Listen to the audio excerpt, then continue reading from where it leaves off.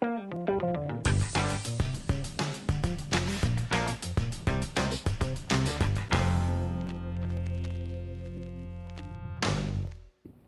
some of my same friends that would say, if you've got the 4K sensor, why aren't you making the 4K cameras? They're shooting on 4K cameras. Yeah. They've encountered certain difficulties, particularly with respect to technology and service. What is Canon doing to stand behind the 4K sensor that is, as of now, still only a high-definition camera? Well, we've been part of our planning for the last couple of years was a recognition that if you're going to step into the cinema world, you have to do what the Panavisions of this world did. You've got to surround the folks who shoot the movies with a tremendous service support. First thing we did, we opened up a couple of months ago a new center in Hollywood. We call it the Canon Hollywood Professional Service and Technology Center. That's the CPHWSD yeah, for my letter and number. That's worth a visit. It's very impressive. We can, in there, service this camera stem to stern. Anything in there we can service. We can service any of the EF lenses, any of the PL lenses, RPL lenses, and we can probably help people if they got bad problems with others, but ours primarily. All right. Total service center. And at this very moment, we're duplicating that in New Jersey. That will be open by the end of the year. So these two major centers, and they're just the first. We've also set up a number of service programs that will be tailored. We've got one that's very heavily tailored for Hollywood and New York City, and then we've got variants of that to hit. And we'll be charging for these, but sure. they're super. But they're worth it. They are worth it, all right. And we've got very highly skilled, trained people, and a lot of them. We'll have initially about a total of 6 service centers on day one when this camera, with 2 majors in New York City and Hollywood. Spare parts, I hope? Spare parts. That's been a problem with other 4K cameras? Spare parts in these will be there. Fantastic. Yes. Fantastic. So another question that a lot of my friends would ask is, we're using these CMOS cameras, and one thing they can't stand is rolling shutter. Why would we fall back on a CMOS type camera that is victim to rolling shutter, and what has Canon done to aid us in overcoming it? When we were getting all the information from the marketplace, from the cinema world, we were told and know in certain terms what people expect from a camera. They expect rolling shutter. Well, they do. They feared it, and they challenged us to do something about it. So we have done something about it. We have not totally eliminated it, but we've reduced it to where it subjectively is pretty invisible. Take 24 frame. You set the camera for 24 frame capture. So the photo sites are capturing at 24 pictures a second. But we read out at 60 pictures a second, very high speed. Okay. Then we reclock and deliver you your 24 frame. Now that high speed readout, 60 times 24, is 2.5 times faster. So the rolling shutter effect is now reduced by 2.5 times. And that's a big improvement subjectively. So you brought another diagram to show us. Virg, do we have a high-speed readout diagram to correct if you the go rolling down, shutter? I think to slide 3, the next one, that, by the way, shows the way we break out the components, the red, the blue, 2 greens. We add the 2 greens. We get what we call the super green. And then you have your output, RGB 444, that goes into the processing. Next slide will show, I think, there's the 24 frame in the image sensor system, capturing at 24 pictures a second. We read out at 60 pictures a second, go into a frame memory, reclock, and come out at your original 24 frames a second, but with the rolling shutter effect reduced by 2.5 times. If we switch the camera to 1080 60i, we read out at 120 a second, and we reduce the rolling shutter by a factor of 2. So when you're shooting at 24 frames a second, 2.5 times the readout, 60 frames a second. When you're shooting at 60i, you're doubling at 120 frames a second. Doubling it. So kind of akin to the 4K question, why aren't we recording at 120 frames a second? Why aren't we recording at 60p? Well, because we go into a processor that we lifted, the digital processor, we call it the Digic DV3. That's a process that we spent some years developing, and it's a very sophisticated processor. But its highest capability is 30p at 1080. It can do 720 at 60p. So the sensor is not limited, but the processor that we used is limited to 30p. And then the codec that we made, we also lifted that from a codec that we developed for the XF305. That's the MPEG codec that you described earlier. And that handles 30p. Okay, so 4K sensor, 120 frame per second readout. We're crunching that information down into 1920 by 1080. Well, it's really 120 fields per second, because that's me. for the 60i. All right, yeah. that's fair. Yeah. 60 frames progressive. Can we expect in the future maybe a 4K camera that'll record at 60 frames progressive? You can expect in the days and years ahead that we will roll out cameras that are tailored to the needs of the marketplace at the right time. Very That's strong all I can commitment disclose there. at this moment. I like but it. I like it. We're totally aware of what's going on, and we're working accordingly. Excellent. Canon has made a big deal about the Canon log gamma. The Canon log gamma. So traditionally in high definition, we're at Rec 709. We got something like, 7 stops, 8 stops of dynamic range. Canon has done something more for us here. Tell me a little bit about that. Yeah, well, Rec 709, you mentioned that. Rec 709 is a worldwide standard.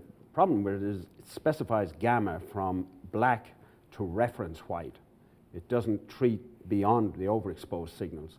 So all of the camera manufacturers, they will take that spec for Rec 709, but then they put in their own proprietary needs and methods of compressing the overexposed signals. From reference white to From white. cap black to peak white. Okay.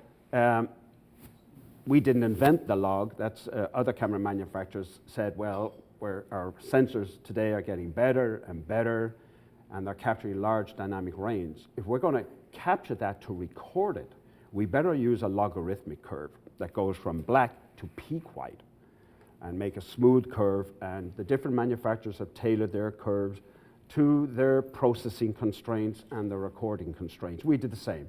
We said, we have this processor, we have this codec, we will now shape our Canon log, we call it, so that we can capture the 12 stops that the sensor itself can deliver. You got a diagram on that for me? I have a diagram, I think, if you pop See what down. we got. Next, go one more. Yeah, that shows the blue curves. It got broken up when we transferred the PowerPoint, I'm afraid, but the blue curves at the top and the green curve at the top left is indicative of the standardized Rec 709 and a knee that we put in. And we have something like 8 of those curves in the camera. You can select them. But then we also have added this Canon log curve that goes from black out to 800% overexposure. And that translates to 12 stops. And that's a compression curve, and it's digital, so we can get all of those 12 stops onto that card and record it. And So- we can deliver it as an HD SDI output to record on an outboard recorder if you wish. So your Canon log output can go on a single link SDI to Yes. be recorded at 422. Yes. That's an important one. Just, we throw around a couple of words like dynamic range and stops of light. If you would help me and my viewers at home, I understand dynamic range is sort of the capacity to see high contrasty situations. Can you break it down a little bit more? Yeah, well, sophisticated dynamic for me? range is defined by the sensor. The sensor, you cap the camera, Okay. and now you deal with the noise of the sensor. So we put a lens cap on the camera. Right. All right. And now you've got a noise that's going to limit your bottom, how far down into black detail you can go. At some point it gets buried in the noise and it's lost. We try to get that noise down so we can see more detail in the black. And we managed to do this with a very, very powerful new photodiode, a very novel sensor in here that has a very low noise floor. And the one thing we've done here is to virtually eliminate fixed pattern noise. And that's that's that sort of stripes that you see when you turn gains way up in cameras. We all wrestle with it. Everybody has it in every sensor, CCD or CMOS. But our guys managed to beat this way, way down, which is why we're able to go up to that 20,000 ISO, is our noise floor is just very low. So that defines at the bottom end. The high end, as soon as you start to expose the camera, the sensor charges and charges as the light gets brighter and brighter, and at some point the sensor can't deliver anymore. You've loaded it. Yeah. So it clips. That's your dynamic range. And in our case, that's 74 dB, which translates to 12 f-stops. 12 stops. Right, and then we treat that with the Canon log. So this picture here is probably one that's more familiar to cinematographers, film cinematographers, than video people. But the film people like to expose on an 18% gray card. So you'll see that sort of central there, that line across there. And then at the different ISO settings, the camera will give you a certain amount of f-stops exposure above that gray and a certain amount of f-stops below that gray. That's letting you go down and down into the dark detail. So, for example, at 0 dB, which is our rating for the camera, ISO 640, you can see, I can't read it right now, but it's about 4.9 f-stops. Got to memorize that stuff, dude. And then I sort of maybe 6 or 7 f-stops down.